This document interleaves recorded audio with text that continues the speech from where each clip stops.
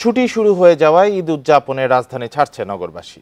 ভোর থেকেই railway station, বাস ও launch টার্মিনালে রয়েছে যাত্রীদের ভিড়। কমলাপুর রেলওয়ে স্টেশনে বেড়েছে অতিরিক্ত যাত্রীর চাপ। ট্রেনের অপেক্ষায় প্ল্যাটফর্মে অপেক্ষায় রয়েছেন অনেক যাত্রী। বাস টার্মিনালগুলোরও একই অবস্থা। অতিরিক্ত ভিড়ের কারণে রাজধানীর বিভিন্ন সড়কে দেখা দিয়েছে যানজট। এতে অনেকে বাস, রিক্সা, সিএনজি থেকে নেমে ব্যাগ হাতে নিয়ে হেঁটে যাচ্ছেন টার্মিনালের দিকে। টার্মিনালগুলোর সামনে রয়েছে বাসের লম্বা সারি। এসব সড়কে ট্রাফিক ব্যবস্থাপনা ঠিক রাখতে দায়িত্বে রয়েছেন অতিরিক্ত পুলিশ সদস্য।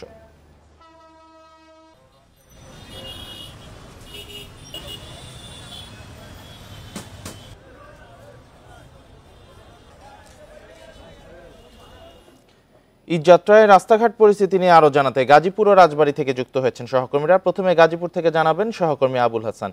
আবুল হাসান, গাজীপুরে সড়কে যাত্রীর চাপ কেমন দেখছেন এবং গাড়ির চাপ কেমন দেখছেন, ট্রাফিক ব্যবস্থাপনা কেমন দেখছেন?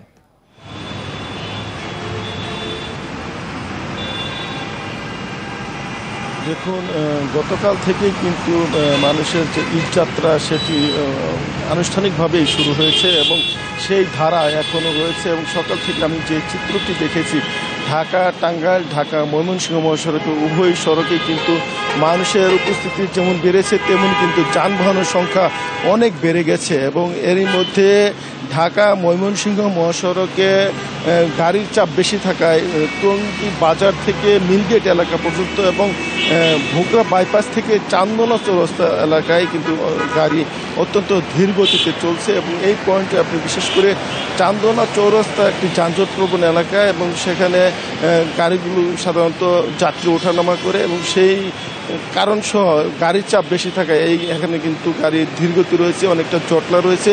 এবং ঢাকা টাঙ্গাইল মহাসড়কের চন্দ্রা এবং আশেপাশের এলাকায় বিশেষ করে ওয়ালটন কারখানার সামনে থেকে কালিয়াকুর বাইপাস পর্যন্ত এলাকায় গাড়ি কিন্তু ধীর গতিতে চলছে। আমরা যাত্রীদের সঙ্গে কয়েকজনের সঙ্গে কথা বলেছিলাম, তারা যেটি জানিয়েছেন যে অনেকে ঈদযাত্রায় দুর্ভোগের কথা মাথায় রেখে স্ত্রী পরিজন আগেই পাঠিয়ে দিয়েছেন এবং তারা এখন যাচ্ছেন। আবার অনেকেই স্ত্রী পরিজন বা স্বজনদের সঙ্গে একসঙ্গে ঈদযাত্রায় সামিল হয়েছেন এবং মানুষের উপস্থিতি কিন্তু এই কারণে একটু বেশি রয়েছে। এবং আপনি জানেন যে আজকে এবং আগামীকাল গাজীপুরের বেশিরভাগ শিল্প কারখানার ছুটি ঘোষণা করা হবে এবং দুপুরের পরে এই যে শ্রমিক সেই সংখ্যাটি আরও বাড়বে এবং দুপুরের পরে যানজটের যে সংখ্যা সেটি বাড়তে পারে এরকম আশঙ্কা করছেন এখানকার যাত্রীরা। এবং চালকরা যেটি জানিয়েছেন যে রাস্তাঘাট ভালো থাকলেও গাড়ির সংখ্যা বেশি এবং যে ছোটোখাটো গাড়ি বা অযান্ত্রিক গাড়িগুলো রয়েছে সেগুলো এলোমেলো যাত্রী ওঠানামা করার কারণে কিছুটা তাদের গাড়ি চালাতে সমস্যা হচ্ছে এবং কয়েক জায়গায় তাদেরকে গাড়ি ধীরগতি করতে হচ্ছে, এইটি তারা জানিয়েছেন। এবং আমরা ট্রাফিক বিভাগের সঙ্গে কথা বলছিলাম, তারা যেটি জানিয়েছেন যে এই আজকে যে মানুষের চাপ বাড়বে বা আগামীকাল মানুষের যে বাড়তি উপস্থিতি সেটির কথা মাথায় রেখে তারা ট্রাফিক ব্যবস্থা সাজিয়েছেন। এবং এখানে চন্দ্রা পয়েন্টে চান্দনা চৌরাস্তা এলাকায় অতিরিক্ত পুলিশ এখানে কাজ করছে, হাইওয়ে পুলিশ কাজ করছে, গাজীপুর মেট্রোপলিটন পুলিশের সদস্যরা কাজ করে যাচ্ছেন। এবং এখানে পুরো যে পয়েন্টগুলো রয়েছে সেগুলো সিসিটিভির আওতায় আনা হয়েছে, ওয়াচ টাওয়ার রয়েছে। মোট কথা এখানে ট্রাফিক ব্যবস্থাপনার জন্য যা যা প্ল্যান দরকার তারা সেটি নিয়েছেন এবং তারা সেইভাবে যানজট নিরসনের জন্য কাজ করে যাচ্ছেন। এই ছিল গাজীপুরের সড়ক পরিস্থিতির সর্বশেষ খবর। ধন্যবাদ আবুল হাসান, সাথেই থাকবেন। এবার রাজবাড়ী থেকে জানাবেন সহকর্মী শামীম রেজা। শামীম, ঘাটে যানবাহনের চাপ আছে কিনা?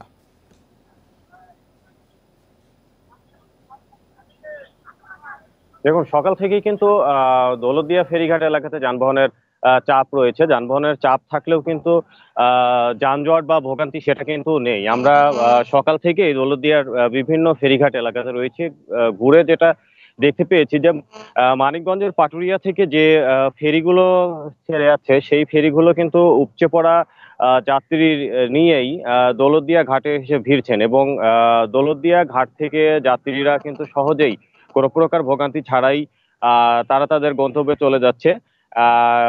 এবং আমরা ঘাট এলাকাতে দেখতে পেয়েছি যে কোনো প্রকার যানজট নেই বা ভোগান্তি নেই। দেশের দক্ষিণ পশ্চিম অঞ্চল থেকে যে যানবাহনগুলো রাজধানী ঢাকায় যাচ্ছেন সেই যানবাহনগুলোও কিন্তু সরাসরি ফেরিতে উঠেই চলে যেতে পারছেন। আরেকটু বিষয় বলে রাখি যে ঈদ কে কেন্দ্র করে দৌলতদিয়া ঘাট এলাকায় আইন শৃঙ্খলা রক্ষাকারী বাহিনী মোতায়েন রয়েছে। সেই সাথে বিআইডব্লিউটিসি এবং বিআইডব্লিউটিএ কিন্তু ফেরির সংখ্যা বাড়িয়েছে যাতে কোনো প্রকার ভোগান্তিতে না পড়ে চালক এবং যাত্রীরা। সেই সাথে পশুবাহী যে ট্রাকগুলো রয়েছে, পশুবাহী ট্রাকগুলো কিন্তু সরাসরি ঘাট এলাকাতে এসে ফেরিতে উঠে কিন্তু তাদের গন্তব্যে চলে যেতে পারছে। সবকিছু মিলিয়ে বলা যায় যে আসলে যানবাহনের চাপ থাকলেও কিন্তু ভোগান্তিতে নেই। ঈদযাত্রার খবর জানাচ্ছিলেন গাজীপুর ও রাজবাড়ী থেকে আমাদের সহকর্মীরা। কোরবানির পশুর হাটে বেচাকেনা শুরু হয়েছে, তবে এখনো জমেনি পুরোদমে। শেষ সময়ের হাটে ভিড় এড়াতে আগে ভাগেই পশু কিনছেন অনেকে। দাম বেশি বলে দাবি ক্রেতাদের, আর বিক্রেতারা বলছেন ন্যায্য দাম না পাওয়ায় পশু বিক্রি করতে পারছেন না তারা। ঢাকা পলিটেকনিক ইনস্টিটিউট মাঠে বসেছে কোরবানির পশুর হাট। এরই মধ্যে মাঠ ছাড়িয়ে পশু রাখা হয়েছে সড়কে। বিভিন্ন জেলা থেকে রাজধানীর হাটে পশু নিয়ে আসছেন ব্যবসায়ীরা। ঈদের বাকি 4 দিন, ক্রেতারাও হাটে আসতে শুরু করেছেন, তবে সংখ্যায় কম। অনেকে বিভিন্ন হাট ঘুরে দাম যাচাই করছেন। শেষ সময়ের ভিড় এড়াতে কেউ কেউ গরু কিনছেন আগে ভাগেই। আমার টার্গেট ছিল 1.10, আমি একে কিনছি, 5,000 টাকা হাসিল লাগছে, সর্বমোট 1,05,000 টাকা আমার পড়ছে। এটা আমি আলহামদুলিল্লাহ 3-4 দিন আমি পালি, এটারে খাওয়াই, আদর করি, এরপর এটারে কোরবানি দিই। বিক্রেতারা বলছেন এখনো পুরোদমে বিক্রি শুরু হয়নি। পশু অনুযায়ী দাম না পাওয়ার অভিযোগও তাদের। আজ 5 দিন বসে আছি, কোনো খরিদ্দার নেই। আমরা যে দাম চাচ্ছি তার অর্ধেক দাম বইলে চলে যাচ্ছে। এখন একটা আমরা 5-7 গাড়ি গরু এনেছি, একটা গরু বেচা কিনা হয়নি। আমরা 3 লাখ টাকা দাম চাচ্ছি, অর্ধেক বইলে চলে যাচ্ছে। তারা যে একটা দাম বলবে, একটা দামও এখন বলতে বলিনি। 60টা গরু আনছি, 2টা বিক্রি করছি, অবস্থা ভালো না, ক্যাশ উঠছে, লাভ হয়েছে না। বৃহস্পতিবার ঈদের আগে শেষ কর্মদিবস। অফিস শেষ করে অনেকে এসেছেন হাটে, তবে দাম বেশি অভিযোগ ক্রেতাদের। এখন এরা শুক্রবার ওই শনিবার চান রাইত এরকম ধরে রাখছে আর কি হাতে। এখনো তারা ছাড়বো ভাব নেই, অনেকে আসছে, রেস্ট নিতেছে, তো অস্তে ধীরে গরু ছাড়বো, হয়তো শুক্রবার থেকে স্টার্ট হবে বেচা কিনা ভালো মতো আর কি। হাটে তো এখনো প্রাইস তো অনেক বেশি যাচ্ছে, ওরা মানে এখনো ছাড়তেছে না ওনারা, মানে হয়তো আজকে কাল পরশু ওরা প্রাইসটা এখনো কমাবে। গত বছরের থেকে এই বছর অনেক বেশি দেখা যায়, বেশি দাম চাচ্ছে, এখনো বিক্রি একটা হয়েছে এরকম কিছু দেখিনি। এবছর ঢাকার 2 সিটিতে 20টি হাটে কোরবানির পশু বিক্রি হচ্ছে। বেচা বিক্রি চলবে 17 জুন পর্যন্ত।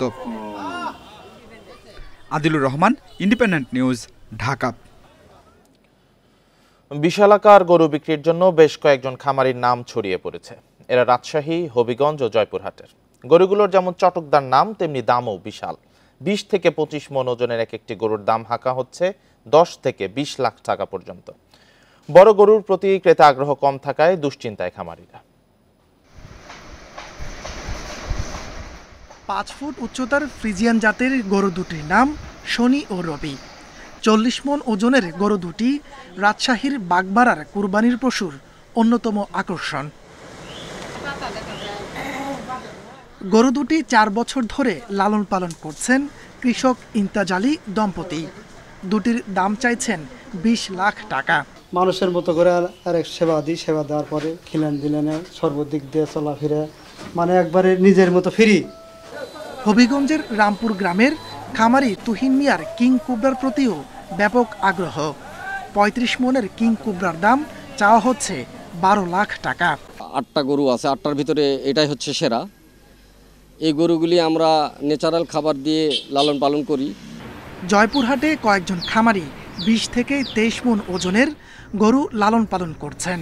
এদের ডাকা হয় লায়ন, বাদশাহ, লাল পাহাড় সহ নানা চটকদার নামে। দাম হাঁকা হচ্ছে 10 থেকে 18 লাখ টাকা পর্যন্ত। কুরবানি হাটে তুললে গরু কোনো দাম নাই, গরু কিনা বেচা হয় না, গরু আমদানি বেশি কিনা আমরা দাম পাই না। এই গরুর খরচ বর্তমান শেষ 2 বছর মান্থলি তা 17-18 হাজার টাকার দিকে। তবে বড় গরুর প্রতি ক্রেতাদের আগ্রহ কম থাকায় দুশ্চিন্তায় খামারিরা। তাপস সরকার, ইন্ডিপেন্ডেন্ট নিউজ। কোরবানি পশুর হাট নিয়ে আরো জানাতে খুলনা থেকে যুক্ত হচ্ছেন সহকর্মী এইচএম শামীমুজ্জামান। শামীম, খুলনায় পশুর হাট কেমন জমেছে? হাটে পশু সরবরাহ কেমন দেখছেন? খুলনাতে গত মঙ্গলবার থেকেই পশুর হাট শুরু হয়েছে খুলনা মহানগরী সহ জেলার বিভিন্ন উপজেলায় পর্যায়ে। আমরা এই মুহূর্তে অবস্থান করছি খুলনা মহানগরীর জোড়াগেট পশুর হাটে। এই হাটটি কিন্তু খুলনার বড় হাটগুলোর মধ্যে একটি। এখানে প্রচুর পশু এসেছে, তবে এখনো কিন্তু যে প্রত্যাশিত যে কেনাকাটা সেটা এখনো শুরু হয়নি। এই পর্যন্ত গত মঙ্গলবার থেকে এই পর্যন্ত 41টি গরু বিক্রি হয়েছে বলে আমাদেরকে হাট কর্তৃপক্ষ জানিয়েছেন। অপরদিকে খুলনা জেলায় এবছর কিন্তু 1,56,278টি পশু কুরবানির জন্য প্রস্তুত করা হয়েছে। এর মধ্যে 67,054টি গরু ও মহিষ রয়েছে এবং 89,224টি ছাগল ও ভেড়া রয়েছে। তবে যেহেতু হাট এখনো জমেনি, প্রতি বছরই কিন্তু ঈদের 2-3 দিন আগে থেকেই আসলে হাট জমে। সেই হিসেবে আজ শুক্রবার সাপ্তাহিক ছুটি শুরু হচ্ছে, ঈদের ছুটিও শুরু হচ্ছে, অর্থাৎ আজ বিকেলের পর থেকে হাট জমবে বলেই কিন্তু এখানকার যারা ব্যবসায়ী আছেন তারাও আশা করছেন, হাট কর্তৃপক্ষ আশা করছেন। শুধু এই হাটটি নয়, আজ বিকেলের পর থেকেই খুলনা জেলায় সব মিলে যে 48টি পশুর হাট রয়েছে, সবগুলো হাট আজ বিকেল থেকেই জমবে বলেই কিন্তু আসলে সবাই আশা করছে এবং তেমনটি আশা করছেন। আরেকটা বিষয় একটু বলে রাখি, হাটের নিরাপত্তার জন্য কিন্তু গত বছরের মতো এবারও কর্তৃপক্ষ বিশেষ ব্যবস্থা নিয়েছে। নিরাপত্তা কর্মী যেমন রয়েছে, পুলিশ আছে, এছাড়া সিসি ক্যামেরা দিয়ে কিন্তু আসলে হাটের বিভিন্ন স্থানে সিসি ক্যামেরা বসানো হয়েছে এবং সার্বক্ষণিক নিরাপত্তা কর্মী রয়েছে। এর পাশাপাশি কিন্তু পশুর চিকিৎসার জন্য এখানে চিকিৎসকও রয়েছেন। এর পাশাপাশি হাটে যারা আসছেন অর্থাৎ ক্রেতা বিক্রেতা, তাদের চিকিৎসার জন্যও কিন্তু এখানে হাট কর্তৃপক্ষ চিকিৎসক দিয়েছেন এবং অর্থাৎ যাতে কোনো ধরনের যাতে বিশৃঙ্খলা না হয় এবং সব মিলিয়ে যাতে সুষ্ঠুভাবে যাতে এখানে ক্রেতা বিক্রেতারা কেনাকাটা করতে পারেন, সব ধরনের ব্যবস্থাই করা হয়েছে। তবে সব মিলিয়ে আমরা এখনো পর্যন্ত খুলনাতে যে চিত্র দেখেছি, যে এখনো পর্যন্ত যে কেনাকাটা শুরু না হলেও আজ সন্ধ্যার পর থেকেই বা বিকেল থেকেই কেনাকাটা শুরু হবে বলে প্রত্যাশা করছেন বিক্রেতারা। খুলনা থেকে কোরবানি পশুর হাট নিয়ে জানাচ্ছিলেন সহকর্মী HM শামীমুজ্জামান। কোরবানি ঈদে দিনাজপুরে ক্রেতাদের আগ্রহ বেড়েছে মহিষে। এক হাট থেকে অন্য হাটে ঘুরে ঘুরে মহিষ কিনছেন ক্রেতারা। দাম নিয়েও নেই কোনো অভিযোগ। মহিষের এমন বেচা কেনায় খুশি বিক্রেতারাও। খরচ পুষিয়ে লাভের আশা তাদের। দিনাজপুরের কাহারোল মহিষের হাট, ক্রেতারা দেখে শুনে কিনছেন পছন্দের মহিষ। এবার কোরবানিতে অন্যান্য পশুর পাশাপাশি চাহিদা বেড়েছে মহিষের। এক হাট থেকে অন্য হাট ঘুরে ঘুরে মহিষ কিনছেন বিভিন্ন জেলা থেকে আসা ক্রেতারা। দাম নিয়ে নেই অভিযোগ। ঢাকা মহানগর, উত্তর ও দক্ষিণ, বরিশাল এবং চট্টগ্রাম মহানগর বিএনপির আহ্বায়ক কমিটি বিলুপ্ত ঘোষণা করেছে কেন্দ্রীয় বিএনপি। একই সাথে যুব দলের কেন্দ্রীয় কমিটিও বিলুপ্ত ঘোষণা করেছে দলটি।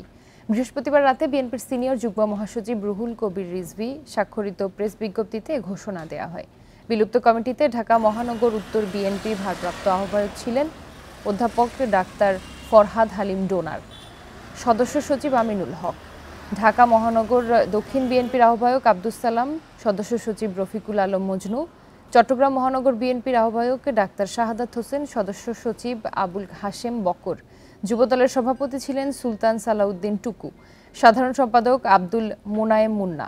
এদিকে ঢাকা মহানগর ছাত্রদলের 4 কমিটিকেও বিলুপ্ত ঘোষণা করা হয়েছে। বিলুপ্ত কমিটিতে নতুন দায়িত্বে কারা আসবে তা পরে জানানো হবে বলেও বিএনপির পক্ষ থেকে জানানো হয়। আওয়ামী লীগকে ক্ষমতা থেকে সরাতে বিএনপি নতুন করে ষড়যন্ত্র করছে বলে দাবি আওয়ামী লীগ নেতাদের। বিএনপি ষড়যন্ত্র মোকাবেলায় নেতাকর্মীদের সতর্ক থাকার আহ্বান জানিয়েছেন তারা। বৃহস্পতিবার ঢাকা জেলা আওয়ামী লীগের এক অনুষ্ঠানে তারা এই আহ্বান জানিয়েছেন। ইতিহাসের গতিধারায় বঙ্গবন্ধু থেকে শেখ হাসিনা শীর্ষক চিত্র প্রদর্শনী ও আলোচনা সভার আয়োজন করে ঢাকা জেলা আওয়ামী লীগ। তেজগাঁওয়ের কার্যালয়ে আয়োজিত অনুষ্ঠানে যোগ দেন নেতাকর্মীরা। অনুষ্ঠানে আওয়ামী লীগের সাংগঠনিক সম্পাদক মির্জা আজম বলেন, বঙ্গবন্ধুকে হত্যার পর কেউ ভাবেনি আওয়ামী লীগ ঘুরে দাঁড়াবে। শেখ হাসিনার কারণেই সেই দল আজ টানা রাষ্ট্র ক্ষমতায়। তাই বিএনপি শেখ হাসিনার বিরুদ্ধে এখনও নানা ষড়যন্ত্র অব্যাহত রেখেছে। বিএনপির চেয়ারম্যানের দায়িত্ব থেকে সার্বক্ষণিকভাবে শেখ হাসিনাকে হত্যা করার জন্য, আওয়ামী লীগকে ক্ষমতাচ্যুত করার জন্য, এই বাংলাদেশকে আবার পুনরায় পাকিস্তান বানানোর জন্য আজকে তারা চেষ্টা করছেন। আওয়ামী লীগের সভাপতিমণ্ডলীর সদস্য জাহাঙ্গীর কবির নানক দাবি করেন, দুর্নীতি আর মানি লন্ডারিংয়ের টাকায় লন্ডনে আয়েশি জীবনযাপন করছে তারেক রহমান। বিপরীতে দুর্নীতির বিরুদ্ধে যুদ্ধ ঘোষণা করেছে আওয়ামী লীগ। দুর্নীতির বিরুদ্ধে আমাদের যুদ্ধ জয় করতে হবে। লন্ডনে বসে কোত্থেকে আসে টাকা, অর্থাৎ বাংলাদেশের হাজার হাজার কোটি টাকা যে লোপাট করে মানি লন্ডারিং করেছিল, সেই টাকা এখন তিনি উপভোগ করেন। আর বিএনপির নেতা কর্মীদেরকে বিভ্রান্ত করেন, বিপদে ঠেলে দেন। এর আগে চিত্র প্রদর্শনী ঘুরে দেখেন আওয়ামী লীগ নেতারা, পরে তা সর্বসাধারণের জন্য উন্মুক্ত করা হয়। মাহমুদ শরীফ, ইন্ডিপেন্ডেন্ট নিউজ, ঢাকা। জাতীয় পরিচয়পত্র এনআইডি নিয়ে ভোগান্তি দূর করার আশ্বাসের পরেও সংশোধনের আবেদন সংখ্যা প্রতি বছরই বাড়ছে। এই মুহূর্তে সারা দেশে ঝুলে আছে 6 লাখের বেশি আবেদন। এনআইডি নিয়ে ভোগান্তি দূরই হচ্ছে না। এনআইডির মহাপরিচালক আবেদনগুলো দ্রুত নিষ্পত্তির কঠোর নির্দেশ দিয়েছেন। আবেদন সংখ্যা শূন্যে নামিয়ে আনার ঘোষণাও দিলেন। নাগরিক সেবা পেতে জাতীয় পরিচয়পত্র বা এনআইডি খুবই গুরুত্বপূর্ণ। বিভিন্ন কারণে কিছু কিছু জাতীয় পরিচয়পত্রে ত্রুটি বিচ্যুতি থেকে যায়। তবে সংশোধনের আবেদনের তারিখ থেকে 30 কার্য দিবসের মধ্যে আবেদন নিষ্পত্তির বিধান থাকলেও তা হচ্ছে না। অতি গুরুত্বপূর্ণ এই এনআইডির ভুল সংশোধন নিয়ে সাধারণ নাগরিকদের ভোগান্তি রয়ে গেছে। একটা আবেদন নিষ্পত্তিতে সময় লাগছে মাসের পর মাস, আবার কারো কারো আবেদন পড়ে আছে বছরের পর বছর।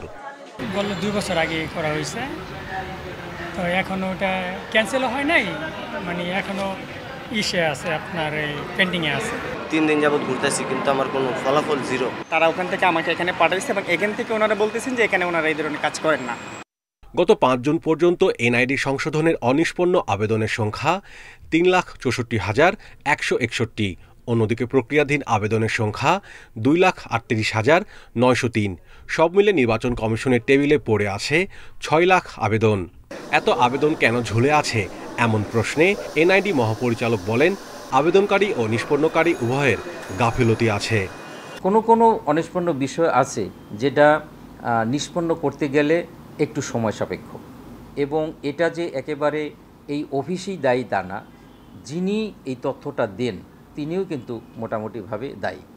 এনআইডি সংশোধনের এই অবস্থা থেকে উত্তরণের জন্য আরও 3টি ক্যাটাগরি বাড়ানো হয়েছে এবং সংশোধনকারী কর্মকর্তার সংখ্যাও বেড়েছে। একটা কাগজে যদি আপনি সন্তুষ্ট হন, প্লিজ আপনি ওই বাকি যে 4টা কাগজ লেখা আছে, মানে ওই লেখার খাতিরে ওই 4টা কাগজ আনতে বলে তাকে হয়রানি করবেন না। 6 লাখ প্লাস, এটা ইনশাল্লাহ অল্প দিনের মধ্যে এটা জিরোতে চলে আসবে। সম্প্রতি এক কর্মশালায় সিইসি নির্দেশনা দেন, এনআইডি সেবা নিতে এসে যেন হয়রানির শিকার না হতে হয়। Mahmudul Hasan, independent news, Dhaka.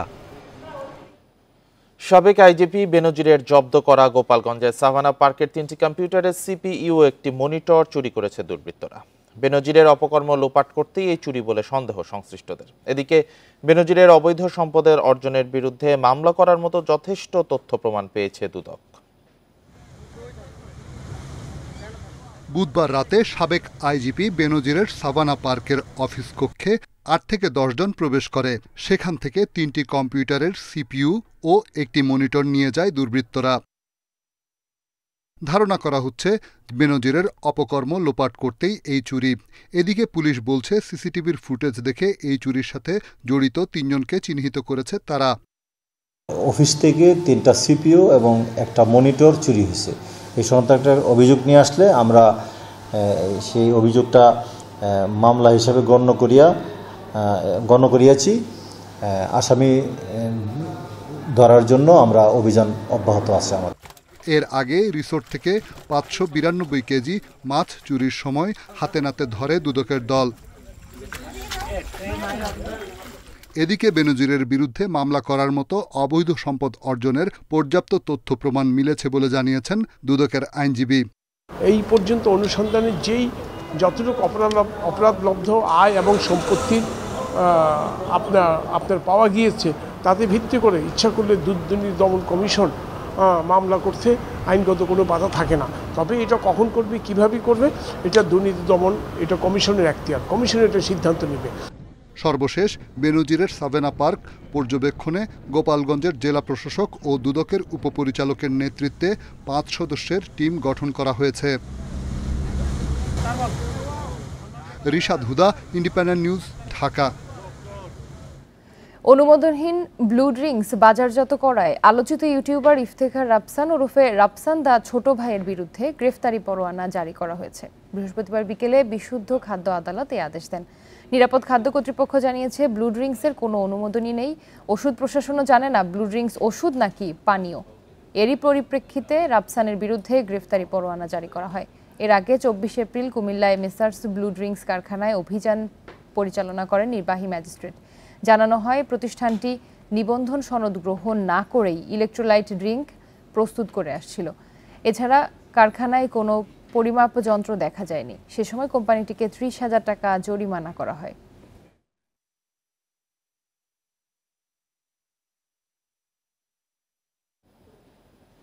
কয়েকদিনের অস্বস্তিকর ভ্যাপসা গরমের পর রাজধানীতে দেখা মিলল স্বস্তির বৃষ্টির। বৃহস্পতিবার দুপুরের পর থেকেই আকাশ মেঘাচ্ছন্ন হয়ে আসে।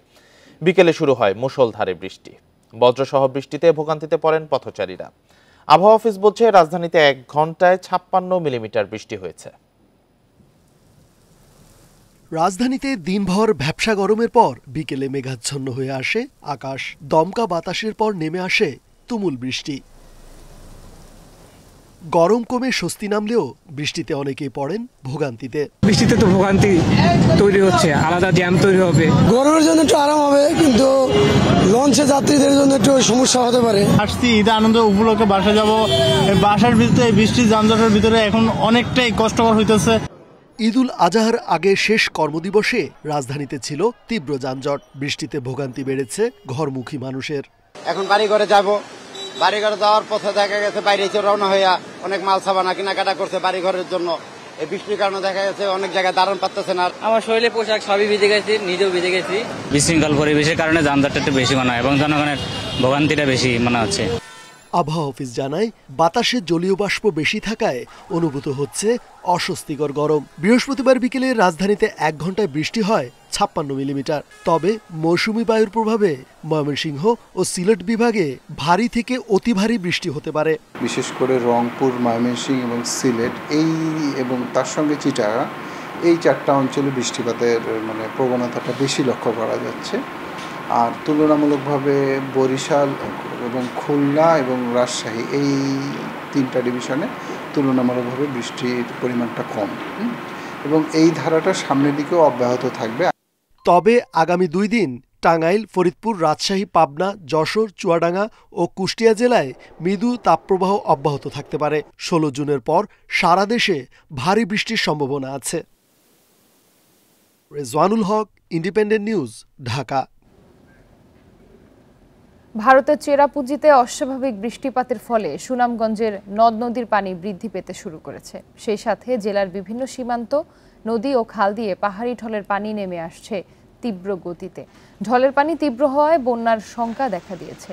বুধবার দুপুর 12টা থেকে বৃহস্পতিবার দুপুর 12টা পর্যন্ত 24 ঘন্টায় ভারতের চেরাপুঞ্জিতে বৃষ্টিপাতের রেকর্ড করা হয়েছে 349 মিলিমিটার এবং সুনামগঞ্জে 67 মিলিমিটার। এদিকে বৃহস্পতিবার সন্ধ্যা 6টা থেকে পরের 72 ঘন্টা সিলেট অঞ্চলে ভারী বৃষ্টির সতর্কতা জারি করেছে আবহাওয়া অধিদপ্তর।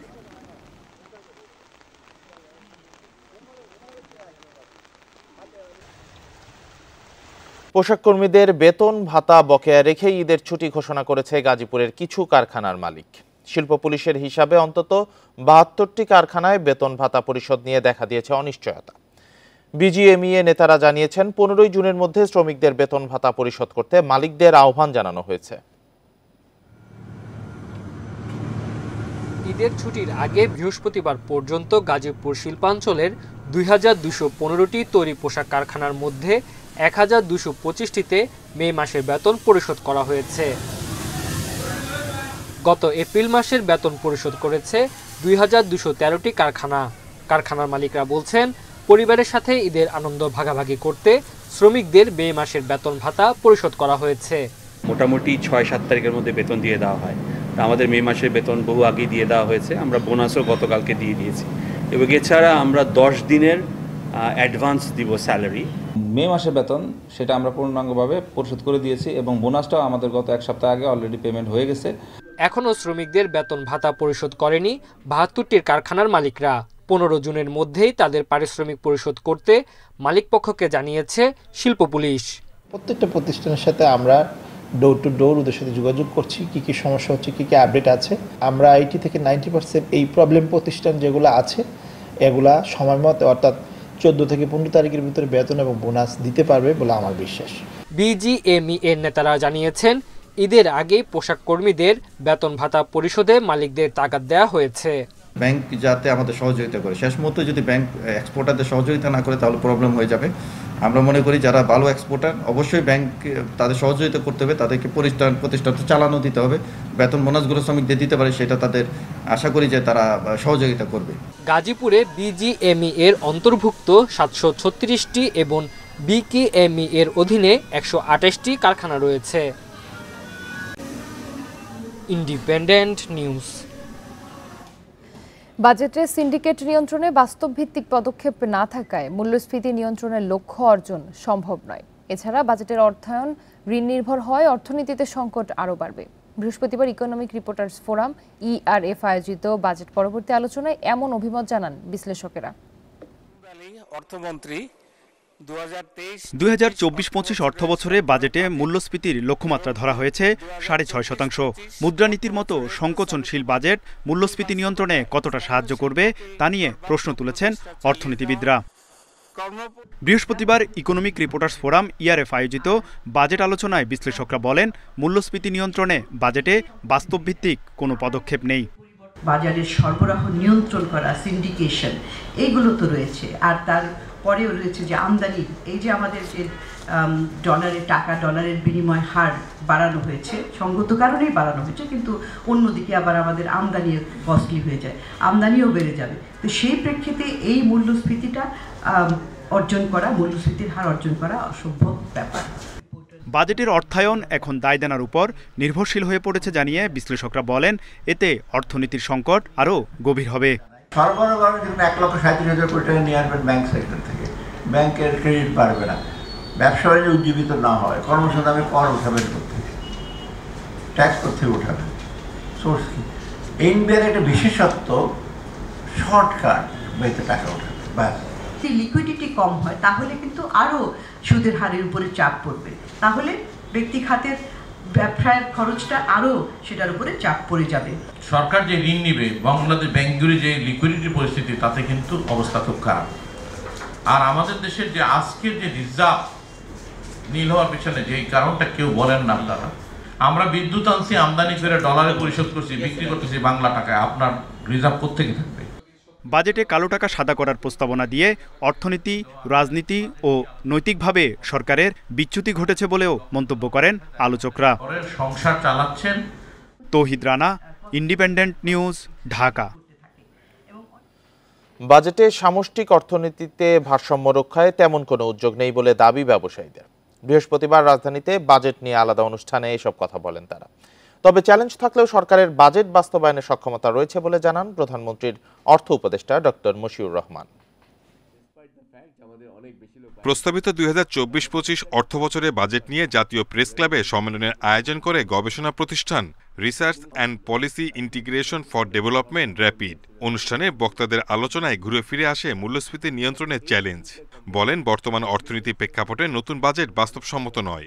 আরেক অনুষ্ঠানে বাজেটে মূল্যস্ফীতি কমানোর সুনির্দিষ্ট পরিকল্পনা নেই বলে দাবি গার্মেন্টস, অ্যাক্সেসরিজ অ্যান্ড প্যাকেজিং ব্যবসায়ীদের। সরকার ইনসেন্টিভ প্রস্তাবিত বাজেট অব্যাহত রেখেছে, সেহেতু বিগত অর্থ বছরে ঘোষিত প্রচ্ছন্ন রপ্তানিকারে মনে করলে ক্যাশ ইনসেন্টিভ এবার বাজেটে অন্তর্ভুক্ত করা এবং উক্ত প্রস্তাবকে বাস্তবায়নে রূপান্তর করার জন্য বিশেষ অনুরোধ করছি। রপ্তানি খাতে আমরা দেখছি শ্লথগতি। রেমিটেন্সের ক্ষেত্রে ইস্যুটা হচ্ছে রেমিটেন্সের প্রবাহ বাড়লেও মনে হচ্ছে ওইটা হয়তো ইনফর্মাল চ্যানেলে বেশি বেড়েছে রাদার দেন ফর্মাল চ্যানেলে। সত্যিকার অর্থে ফর্মাল চ্যানেলের রেমিটেন্সের যে গতি প্রকৃতি সেটা দেখলাম যে এটা স্থবির হয়ে আছে। বাজেট প্রণয়নে সব খাত বিবেচনা নেওয়া হয়েছে বলে জানান প্রধানমন্ত্রী অর্থ উপদেষ্টা। বলেন, আগামীতে কর কাঠামোর সংস্কার হলে বাজেট বাস্তবায়নে সক্ষমতা আরও বাড়বে। অনেক জায়গাতে আছে যেখানে ব্যয় বাড়ানো দরকার, এখন না পারলে হয়তো কোনো এক সময় এটাকে করতে হবে, সেগুলো বিবেচনায় রেখে বোধহয় ব্যয় কমানোটার যে প্রোগ্রামটা আমরা বোধহয় আরেকটু সুস্পষ্ট করতে পারি। দেশে ব্যবসার পরিধি বাড়াতে শিল্পনীতি কর্তৃপক্ষ তৈরির তাগিদও দেন ব্যবসায়ীরা। Shahid Ahmed, independent news, Dhaka. টেকসই উন্নয়নের জন্য বাংলাদেশকে পরিবেশ বান্ধব উপায়ে প্রবৃদ্ধিতে জোর দিতে হবে। এজন্য সংশ্লিষ্ট প্রতিষ্ঠানগুলোর সক্ষমতা বৃদ্ধি ও প্রণোদনা কাঠামোর প্রয়োজন বলে মনে করে বিশ্বব্যাংক। বৃহস্পতিবার রাজধানীর এক হোটেলে জলবায়ু সহিষ্ণু উন্নয়নে করণীয় নিয়ে প্রতিবেদন প্রকাশ হয়। পরিবেশ ও জলবায়ু পরিবর্তন মন্ত্রী বলেন, পঞ্চবার্ষিক পরিকল্পনায় এ নিয়ে নানা উদ্যোগ থাকবে। 5 দশকে বাংলাদেশের অর্থনীতির আকার বেড়েছে বহুগুণ। বেসরকারি শিল্প খাত রপ্তানি আয় ও কর্মসংস্থানের মূল চালিকা শক্তি। কিন্তু এই উৎপাদন প্রক্রিয়ায় পরিবেশ দূষণ এখন বড় প্রশ্নের মুখে। তাই দূষণের আর্থিক ক্ষতির মূল্যায়নও করা উচিত বলে মনে করেন গবেষকরা। জলবায়ু পরিবর্তনের ঝুঁকিপ্রবণ দেশ হিসেবে বাংলাদেশকে পরিবেশ ব্যবস্থাপনা ও জ্বালানি রূপান্তর, দক্ষ জনশক্তির মাধ্যমে প্রবৃদ্ধির নতুন নতুন দ্বার উন্মোচন, সহিষ্ণু সমাজ বিনির্মাণের অভীষ্ট লক্ষ্য পূরণ করতে হবে। এজন্য সুনির্দিষ্ট 9 পদক্ষেপ নিতে হবে বলে মনে করে উন্নয়ন অংশীদার বিশ্বব্যাংক। বৈশ্বিক অভিজ্ঞতায় দেখা গেছে যে প্রবৃদ্ধি পরিবেশের ক্ষতি করে তা টেকসই হয়নি। অন্যদিকে পরিবেশ বান্ধব উন্নয়ন দারিদ্র্য বিমোচনেও বড় ভূমিকা রাখে। আমি বাংলাদেশ সরকারের পরিবেশ বান্ধব জলবায়ু সহনশীল উন্নয়ন অর্জনের প্রতিশ্রুতি দেখে খুশি। প্রস্তাবিত বাজেটে জলবায়ু পরিবর্তন মোকাবিলায় বরাদ্দ বেড়েছে। তবে নীতি নির্ধারকরা মনে করেন, কেবল বিনিয়োগই যথেষ্ট নয়, পরিবেশ সুরক্ষায় সরকারের পাশাপাশি নাগরিকদেরও ভূমিকা রাখতে হবে। গ্রিন অ্যান্ড ক্লাইমেট রেজিলিয়েন্ট, মানে গ্রিনটা কিন্তু ওনারা অলরেডি ওনাদের চিন্তার মধ্যে নিয়ে এসছে, এবং সেখানে আরেকটা শব্দ এখানে ব্যবহার করা হচ্ছে যে ইকোসিস্টেম। অর্থাৎ বিষয়টাকে আমাদেরকে সার্বিকভাবে দেখতে হবে। একটা হচ্ছে প্রকল্প, একটা হচ্ছে অর্থায়ন, একটা হচ্ছে আমার যে মানব সম্পদ আছে সেটাকে আমি কিভাবে উপযোগী করে তুলব। আমাদের যে নবম যে 5 ইয়ার প্ল্যান, সেখানে কিন্তু এই বিষয়গুলোর আপনারা রিফ্লেকশন পাবেন। বিশ্বব্যাংকের প্রতিবেদনে পরিবেশ বান্ধব প্রবৃদ্ধি অর্জনে বড় অঙ্কের বিনিয়োগে সরকারি বেসরকারি অংশীদারিত্বে জোর দেওয়া হয়েছে। আমরা আলাদা এই খাতে কত বরাদ্দ আছে। Hari Saha, independent news, Dhaka. Metro রেলের টিকিটে ভ্যাট আরোপের সিদ্ধান্ত এখনো চূড়ান্ত হয়নি। তবে ভ্যাট প্রত্যাহারের অনুরোধ জানিয়ে এনবিআরকে চিঠি দেওয়া হয়েছে বলে জানিয়েছেন সংস্থাটির ব্যবস্থাপনা পরিচালক। বৃহস্পতিবার এক ব্রিফিংয়ে তিনি আরও জানান, মেট্রো রেলে কোরবানির পশুর চামড়া, কাঁচা বা রান্না করা মাংস বহন করা যাবে না। ঈদের দিন বন্ধ থাকবে মেট্রো রেল। মেট্রো রেলের টিকিটে ভ্যাট মওকুফের সময়সীমা শেষ হচ্ছে 30 জুন। প্রস্তাবিত বাজেটে এ বিষয়ে কিছু বলা হয়নি। তাই এ সময়ের মধ্যে কোনো সিদ্ধান্ত না হলে টিকিটের সঙ্গে যুক্ত হবে 15% ভ্যাট। বৃহস্পতিবার মেট্রো রেলের সবশেষ সংবাদ সম্মেলনেও উঠে আসে বিষয়টি। ডিএমটিসিএল এর কার্যালয়ে সংস্থাটির ব্যবস্থাপনা পরিচালক জানান, ভ্যাট আরোপের বিষয়ে এখনো কোনো সিদ্ধান্ত হয়নি। এটা আমি এখন বলতে পারবো না, আমাকে বলতে হলে 30 জুন পর্যন্ত অপেক্ষা করতে হবে। তার আগে নিশ্চয় সংসদে কোনো সিদ্ধান্ত হবে। আমরা আশা করি ইতিবাচক সিদ্ধান্ত আমরা পাবো, এটা আমাদের প্রত্যাশা। যারা যাত্রী তাদের কাছ থেকে আমরা এই প্রত্যাশাই শুনতে পাচ্ছি। তিনি জানান, মেট্রো রেলে কোরবানির পশুর চামড়া, কাঁচা বা রান্না করা মাংস বহন করা যাবে না। 16 জুন থেকে শনিবার ছাড়া অন্য সব সরকারি ছুটির দিনে নতুন সূচিতে চলবে মেট্রো রেল। তবে বন্ধ থাকবে ঈদের দিন। এটা 7:30 থেকে 10:20 পর্যন্ত 15 মিনিট রেডিওতে চলবে। অর্থাৎ এই সকালের সময় যে আগে 12 মিনিট পরে পরে মেট্রো ট্রেনটা চলাচল করত, সেইটা পাবলিক হলিডেতে সকালের অংশটাতে 3 মিনিট বৃদ্ধি করা হয়েছে। 19 জুন থেকে নতুন সময়সূচিতে উত্তরা থেকে মেট্রো রেল সকাল 7:10 ছাড়বে, চলবে রাত 9টা পর্যন্ত। আর মতিঝিল থেকে 7:30 থেকে রাত 9:40 পর্যন্ত চলাচল করবে metro rail. Shahid Ahmed, independent news, Dhaka. কিশোরগঞ্জের ইটনায় নামাকারা নদীর উপর ৭১ কোটি টাকা ব্যয়ে তৈরি হচ্ছে ৫০০ মিটার দীর্ঘ সেতু। সেতু চালু হলে সড়কপথে হবিগঞ্জ ও সুনামগঞ্জ হয়ে সিলেটের সাথে কিশোরগঞ্জের যোগাযোগ সহজ হবে। নির্ধারিত মেয়াদের আগে সেতু নির্মাণ কাজ শেষ করার আশ্বাস স্থানীয় সরকার প্রকৌশল অধিদপ্তরের। শতভাগ হাওর অধ্যুষিত ইটনা উপজেলার নামাকারা নদীর ওপর ২০১৯ সালে এই সেতুটির কাজ শুরু করার কিছুদিন পর বন্ধ করে দেয় ঠিকাদার। ৫ বছর পর নতুন ঠিকাদার নিয়োগ করে সম্প্রতি পুনরায় সেতুর নির্মাণ কাজ শুরু করেছে স্থানীয় সরকার প্রকৌশল অধিদপ্তর। এরই মাঝে সেতুর ৩৫% কাজ শেষ হয়েছে। স্থানীয়রা জানান, হবিগঞ্জ ও সুনামগঞ্জ জেলা হয়ে সিলেটের সাথে কিশোরগঞ্জের সড়ক যোগাযোগ সহজ করতে সেতুটি গুরুত্বপূর্ণ ভূমিকা রাখবে। এই ব্রিজটা হইলে পরে বান্যাসন, হবিগঞ্জ, নবীগঞ্জ এবং সিলেট খুব তাড়াতাড়ি আমরা যাতায়াত করতে পারবো। এই ব্রিজটা তাড়াতাড়ি হওয়ার দরকার। একটা রুগী নিয়ে যেতে গেলে আমরা সমস্যা এই ব্রিজ দিয়ে হাইটটা গিয়ে আর এক গাড়ির মধ্যে তুললে তারপর আমরা ইটনা যেতে। সেতুর কারণে নৌ চলাচল ব্যাহত হবে না জানিয়ে স্থানীয় সরকার প্রকৌশল অধিদপ্তর বলছে, নির্ধারিত সময়ের আগেই নির্মাণ কাজ শেষ হবে। সেতুর নিচ দিয়ে যাতে সারা বছর নৌ চলাচল নিশ্চিত করে, এই জন্য আমরা পর্যাপ্ত পার্টিকেল ক্লিয়ারেন্স নিশ্চিত করেছি এবং আমরা আশা করতেছি নির্দিষ্ট সময়ের পূর্বে সেতুর কাজটি সমাপ্ত করে জনগণের জন্য খুলে দিতে পারবো। ২০২৬ সালের ১ জানুয়ারি এই সেতুটির সম্পূর্ণ কাজ শেষ হওয়ার কথা রয়েছে। Independent news. শুরু হয়েছে পবিত্র হজের আনুষ্ঠানিকতা। বৃহস্পতিবার রাত থেকেই মক্কা থেকে হজযাত্রীরা তাবুর শহর বলে পরিচিত ঐতিহাসিক মিনার উদ্দেশ্যে রওনা হন। মিনায় হাজিরা ৮ জিলহজ জোহর থেকে ৯ জিলহজ ফজর সহ মোট ৫ ওয়াক্ত আদায় করবেন। ১৫ জুন ফজরের নামাজ আদায় করার পর তারা রওনা দেবেন আরাফাতের ময়দানের উদ্দেশ্যে। সেখানে দুপুরে হজের খুতবা শুনবেন তারা। এবার হজের খুতবা পড়বেন মসজিদুল হারামের ইমাম ও খতিব শায়খ ডক্টর মাহের বিন হামাদ বিন মায়াক্কল আল মুয়াইকিলি। একই সঙ্গে মসজিদের নামিরাতেও নামাজ পড়াবেন তিনি। এক আজানে জোহর ও আসরের নামাজ শেষে সূর্যাস্তের পর হজযাত্রীরা আরাফাতের ময়দান ত্যাগ করে যাত্রা করবেন। এই ছিল এখনকার সংবাদে। ইন্ডিপেন্ডেন্ট টেলিভিশনের সব খবর আরো বিস্তারিত জানতে চোখ রাখুন ফেসবুক, ইউটিউব, এক্সে। এতক্ষণ সাথে থাকার জন্য ধন্যবাদ সবাইকে।